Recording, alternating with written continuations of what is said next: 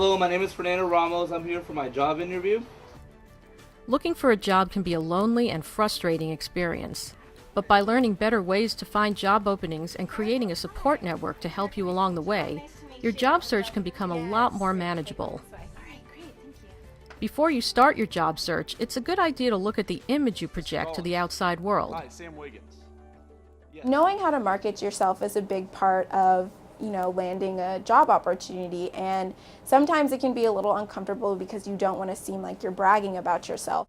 Marketing yourself is really about putting your best foot forward, and the importance of it is to really go out there and share what you have to give to that employer.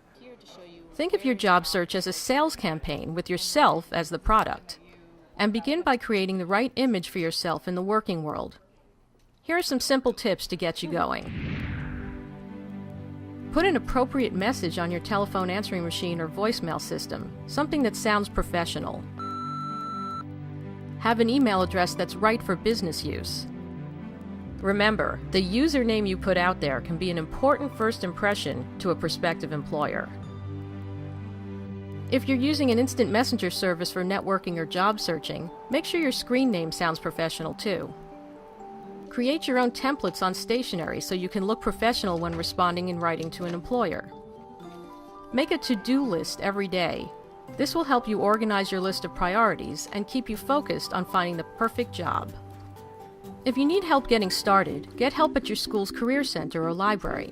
There may also be government-run career counseling services to take advantage of in your area.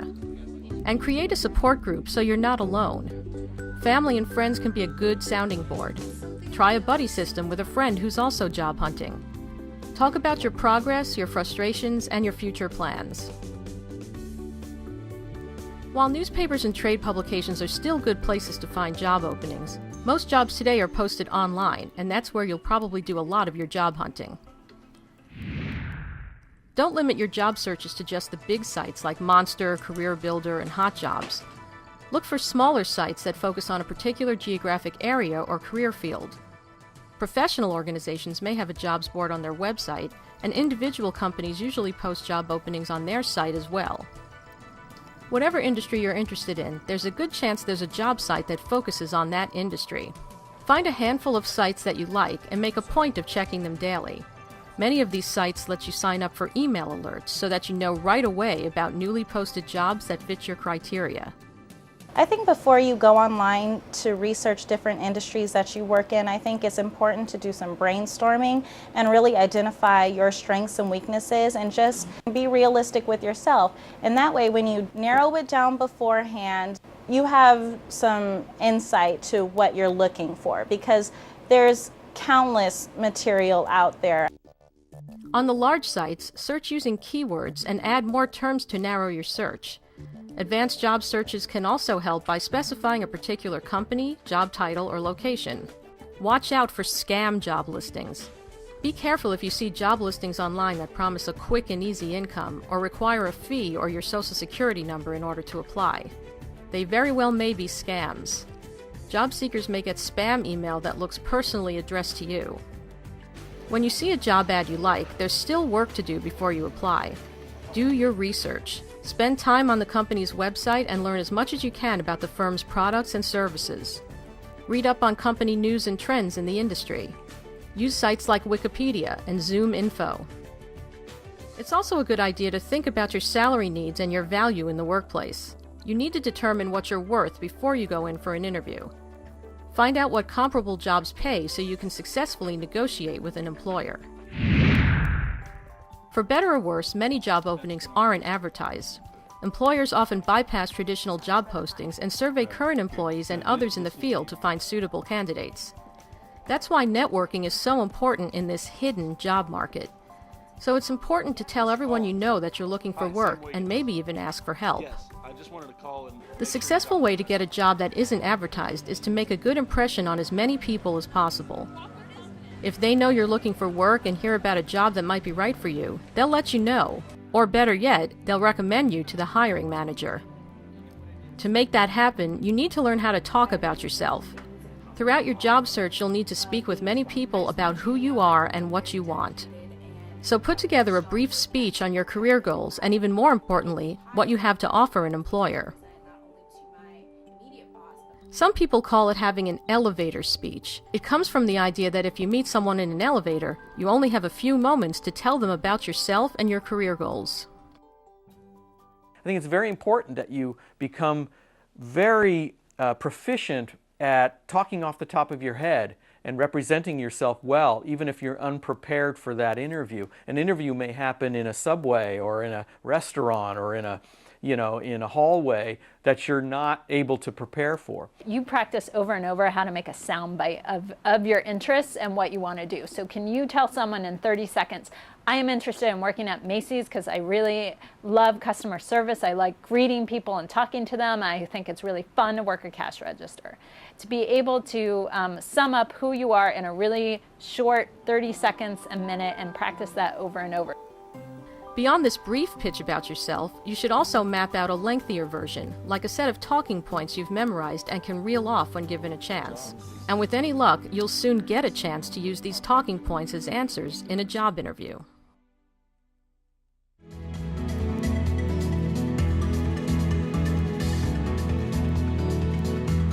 In your job search, sooner or later, you're going to have to read and understand a job ad. You'd think this would be pretty straightforward, but sometimes these ads use a language all their own. You need to be able to decipher employer speak before you can decide which jobs to apply for. By understanding the language of employment ads, you can save time and trouble filtering out inappropriate leads and focusing on valuable jobs more quickly. Consider a job ad you might find in the local paper. Beginning job seekers may be confused by the abbreviations, but they don't take long to learn. Although online job sites have taken center stage, the local newspaper is still a good place to look because small local employers don't always post job openings on the major websites. And because newspapers charge for ad space by the inch, employers use a common shorthand language that's still often used in online ads. The key to knowing if a given ad is the right opportunity for you may depend on whether you know the language of employment ads. Let's take a basic job ad. Read the ad carefully and you'll see that the position is for a mechanic, full-time, Monday through Friday, 2 years of experience, and 2 references are required. Pay is $11 an hour, with benefits, including paid vacation after 1 year. Call the owner for an appointment at Woodward Auto World at the number listed. Other times abbreviations are not as easy to figure out. Consider this ad. It starts off clearly stating a need for a data coordinator who handles accounts payable in a nursing home. AR/AP is an abbreviation specific to accounting and stands for accounts receivable and accounts payable. On the other hand, LTC is specific to the nursing home industry and stands for long-term care. Lastly, the letters at the bottom are generic abbreviations you might see a lot. They stand for Equal Opportunity Employer, Minorities, Female, Disabled, Veteran. In other words, this employer follows government guidelines against hiring bias. As you can see, it's worth doing some research to make sure you know what abbreviations are common to the industry or profession you're interested in.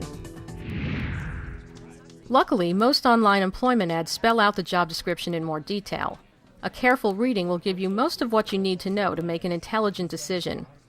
So let's break down a job ad from top to bottom and highlight things to watch for and think about. Job title. This may seem pretty straightforward, but often companies try to jazz up a job title to get your attention. For instance, a position as a part-time sales representative may be listed as an independent sales consultant. Company name. Do you know this company? Are you familiar with their products or services? Do they have the reputation as a good place to work? Also note that sometimes third-party staffing agencies handle candidate searches for a company that wants to remain anonymous. In these cases, you can only find out who the employer is if you get called for an interview. You want to know the name of the employer that you're working for, because if you go through a staffing agency that doesn't release that information, you could end up working maybe in a different position entirely than what you were looking for. You may be working for a company that you don't necessarily enjoy or you don't necessarily agree with.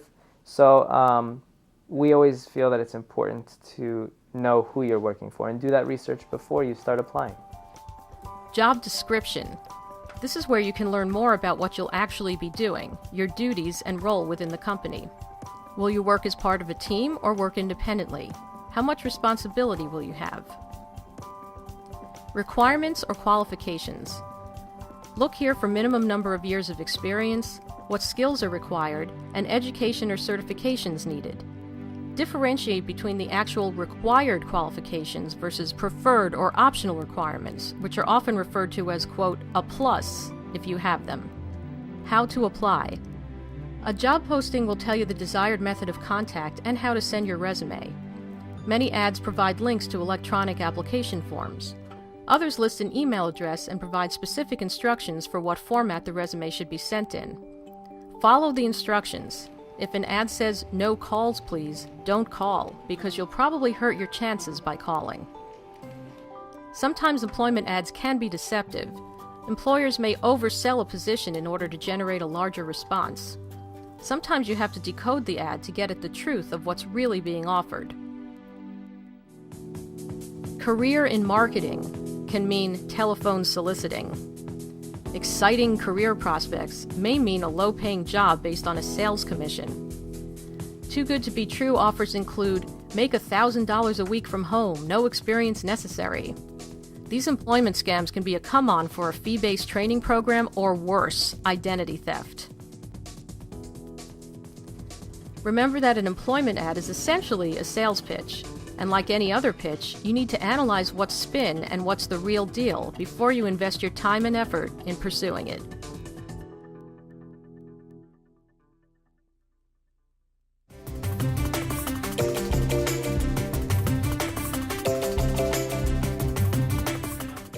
There are plenty of job services out there to help you get started on your career search, and many of them are a lot closer than you think.